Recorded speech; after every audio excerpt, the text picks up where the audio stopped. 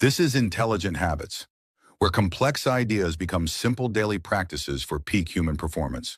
Most people don't fail because they aren't smart enough. They fail because they are distracted at the exact moments that matter most.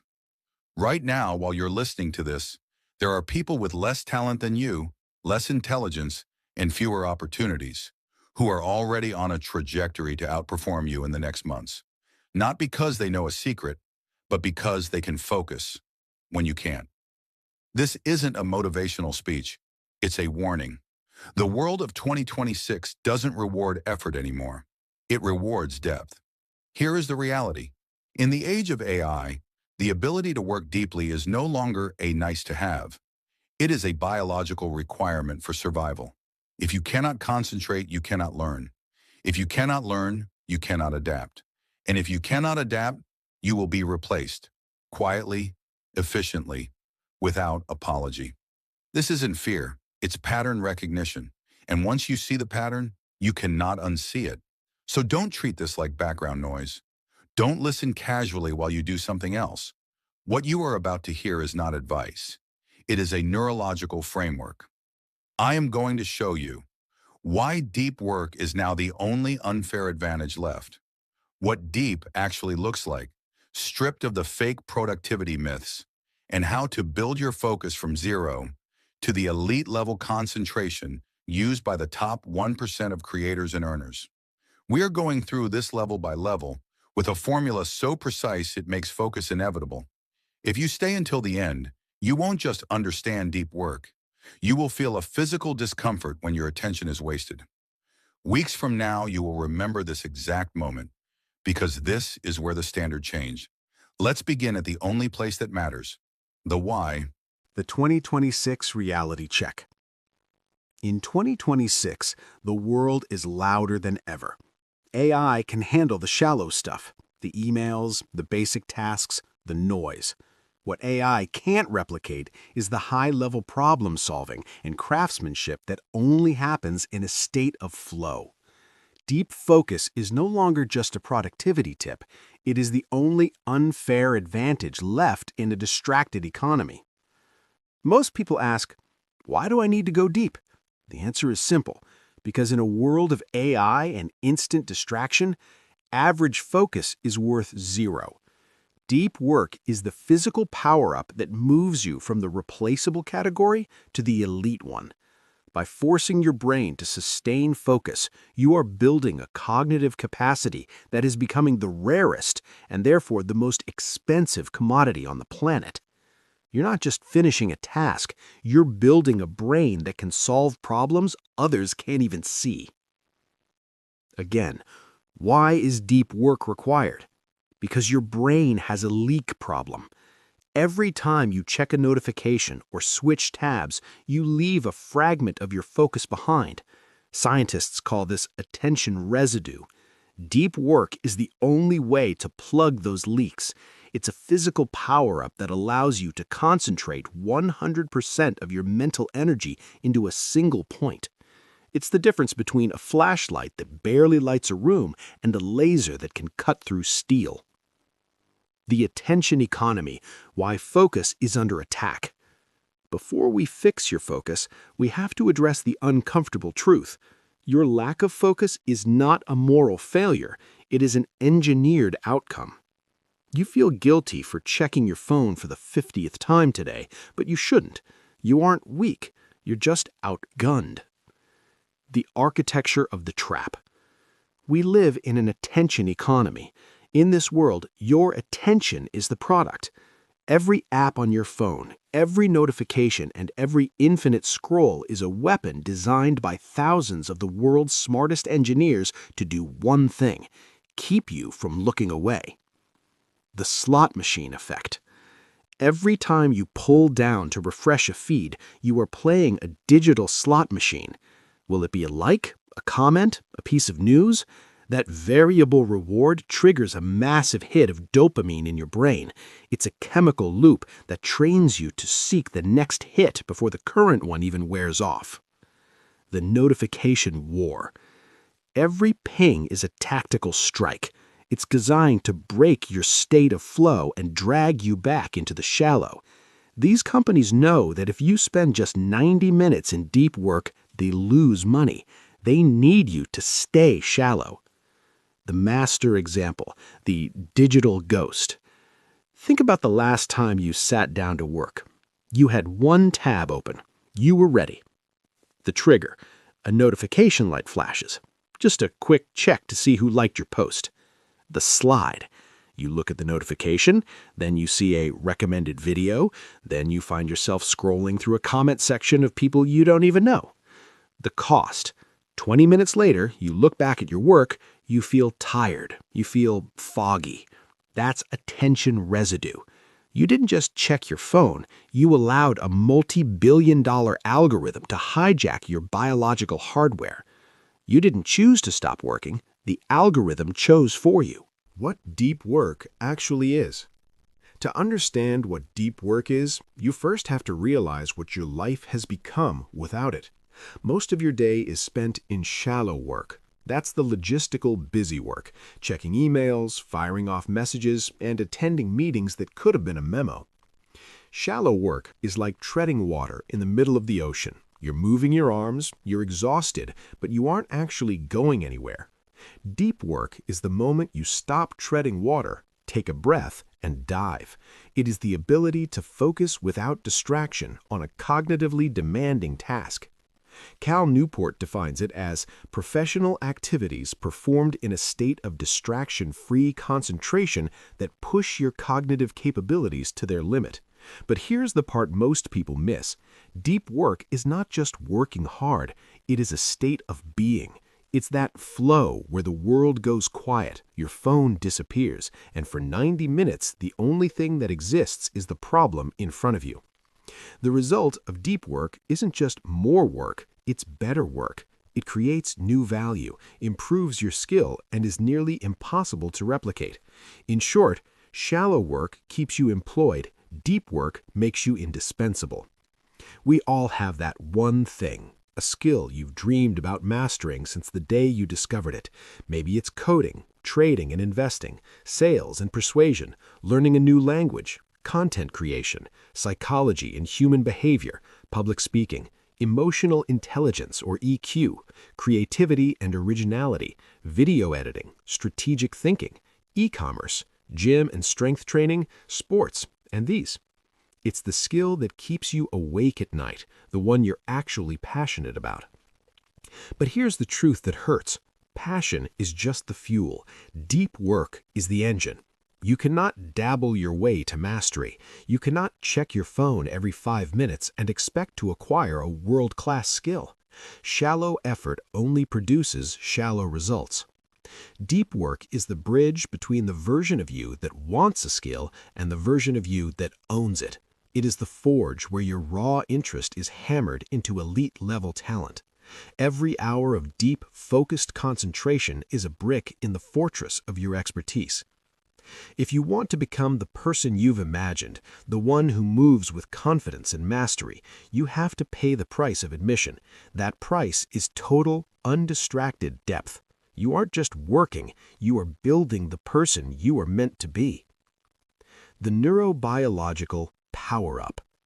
Deep work isn't just a habit, it's a physical upgrade for your brain.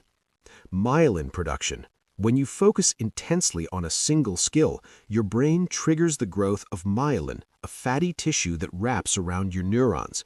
This acts like insulation on a wire, making neural signals travel faster and more accurately. Deep work literally makes you faster at thinking. Neural efficiency. By staying on one task, you avoid attention residue. When you switch tasks, a residue of your previous thought stays in your brain, slowing you down. Deep work cleans the slate, allowing 100% of your cognitive power to hit one point. The economic superpower. In 2026, shallow work, emails, meetings, basic data entry, is increasingly being handled by AI. The law of scarcity.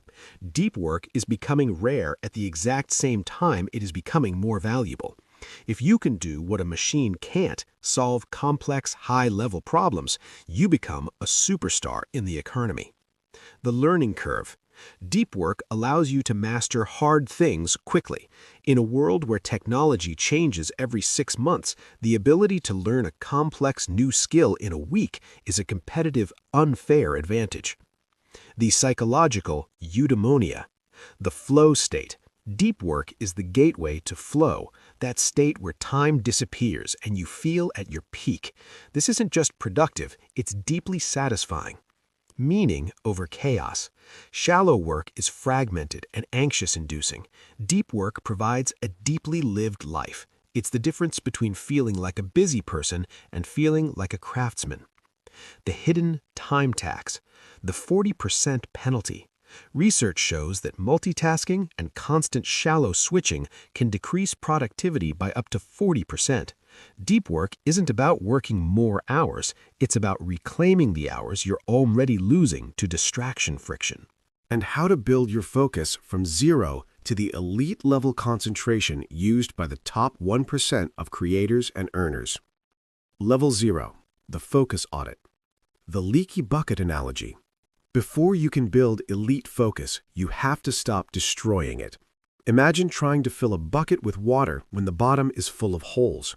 It doesn't matter how fast the water flows, the bucket will always be empty. Level 0 isn't about working harder, it's about plugging the leaks. Goal: stop the sabotage. Most of us are in a constant state of focus sabotage. We don't realize we're doing it because it's become our default setting. For the next 48 to 72 hours, your only job is awareness. You aren't trying to change your behavior yet. You are just collecting data on your own brain. Example: the tab roulette morning. Think about your typical Monday morning. You sit down to write one important email. The leak. Before you even finish the subject line, you feel a phantom buzz in your pocket. You check your phone, it's a notification that means nothing. The sabotage. You look back at the screen, but now you feel bored. So you open a new tab, then another. Suddenly you have 12 tabs open, 3 partially written emails, and your brain is vibrating with attention residue. You haven't even started working yet, but your focus bucket is already empty. What to notice? The 3 red flags. To pass level 0, you must simply notice these 3 things as they happen. Don't judge yourself. Don't get angry. Just say to yourself, "Oh, I'm doing it again." 1. Notice the phone reach. How many times do you pick up your phone for no reason? 2. Notice the tab switch. How often do you open a new tab the second a task gets slightly difficult? 3. Notice the multitask myth. How often do you try to listen to a podcast while writing or text while thinking? The rule: you cannot train focus in the middle of chaos. You need 2 to 3 days of pure observation to see how deep the chaos goes. Why this works for level 0. Relatability. The morning coffee example is something everyone has experienced. Low barrier to entry. Telling someone just notice is much easier than telling them stop using your phone. The scientific approach. By calling it data collection, you remove the guilt and turned it into an intelligent habit. Level 1. The focus sprint. Goal: reteach your brain what focus actually feels like. Most people fail at deep work because they try to run a marathon on the first day of training. They sit down for 2 hours, their brain panics, and they quit. Level 1 is different. We aren't building a product yet. We are building a reflex. The rule: stop while it's good. The most important rule of level 1 is counterintuitive. Never force long focus early. In fact, when the timer goes off, I want you to stop, even if you're in the middle of a sentence, even if you want to keep going. Why? Because we want to leave your brain wanting more. We are training it to realize that focus time is a high-value, limited resource. The step-by-step routine. This is your training camp for the next 7 to 10 days.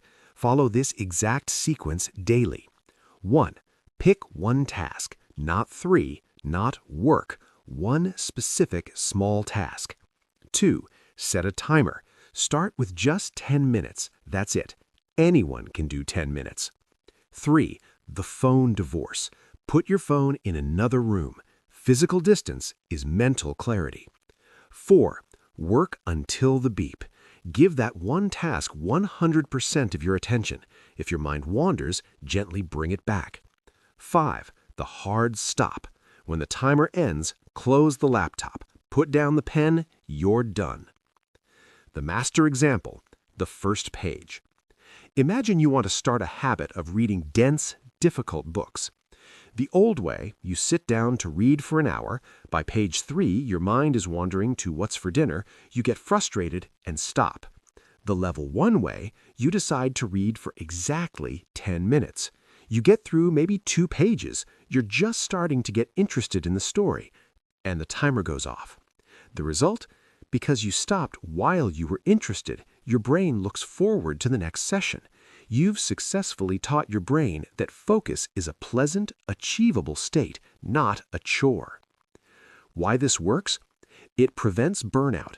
10 minutes is psychologically safe. It uses the Zeigarnik effect. By stopping in the middle, the brain stays activated and curious about the task for the next day. It builds momentum. Completing 10 minutes every day for a week creates a winning streak that makes level 2 much easier. Level 2. Controlled focus. Goal: build the bridge of consistency. You've taught your brain what focus feels like. Now we're going to teach it how to enter that state on command. We are moving from 10-minute bursts to 30-minute sessions. This is the sweet spot, the place where real, tangible work actually starts to happen. The entry ritual, your launch sequence. At this level, you don't just start working. You perform a launch sequence. Think of this like a pilot going through a pre-flight checklist. If you skip a step, the plane doesn't leave the ground. 1. The decision. Pick your one task. Write it down on a physical piece of paper. This is your contract for the next 30 minutes. 2. The clear out. Physically clear your workspace. A cluttered desk is a cluttered mind. If it isn't part of the task, it doesn't belong in your sight. 3. The verbal trigger. I want you to say this out loud. For the next 30 minutes, this is my only job. There is power in hearing your own voice set a boundary. 4. The immediate start. Do not check one last email. Do not grab one more coffee. The second you say the words, you begin. The rules of the cage. For these 30 minutes, you are in a focus cage. No phone, not face down, not on silent, in another room. No notifications, all tabs closed except for the one you need. No multitasking. If you finish the task early, start the next part of that same task. Do not switch categories. The master example, the blog section. Imagine you're a writer trying to finish a 2,000-word article. The level 1 way, you'd write for 10 minutes and get maybe 150 words down. It's a start, but you haven't found your voice yet.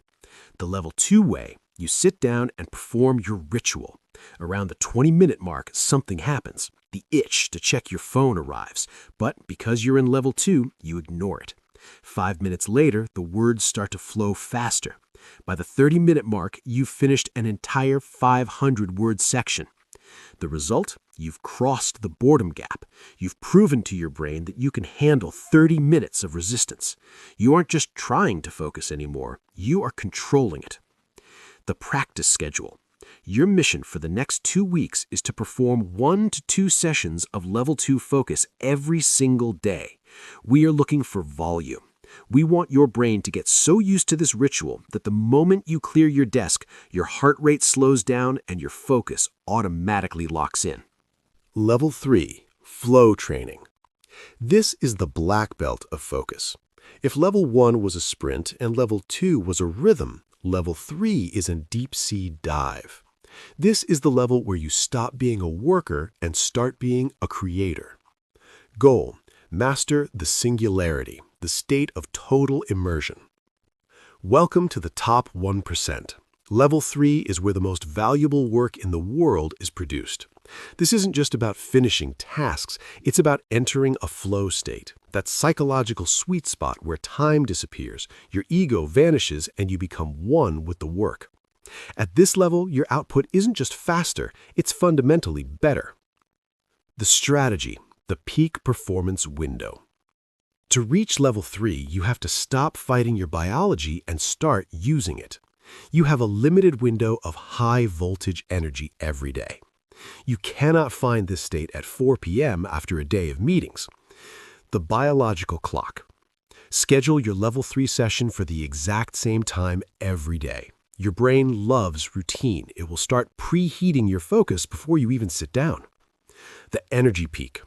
Do this when your brain is freshest. For most, it's within the first 3 hours of waking up. The Goldilocks task. Start with something that is slightly challenging. If it's too easy, you'll get bored. If it's too hard, you'll get anxious. You want a task that stretches your skills just enough to keep you locked in. The laws of the deep. Once you dive, you do not come up for air. Zero context switching. Every time you check a quick notification, you pay a cognitive tax that resets your flow. In level 3, that tax is 100%. One ping and the session is over. The digital blackout. Unless your task requires the internet to function, turn it off. If you need it, use a site blocker to kill everything but the essential tools. The natural break. Only stop when you hit a natural milestone or when you feel your cognitive energy truly hit a wall. In level 3, the timer is just a suggestion. The work is the master. The master example.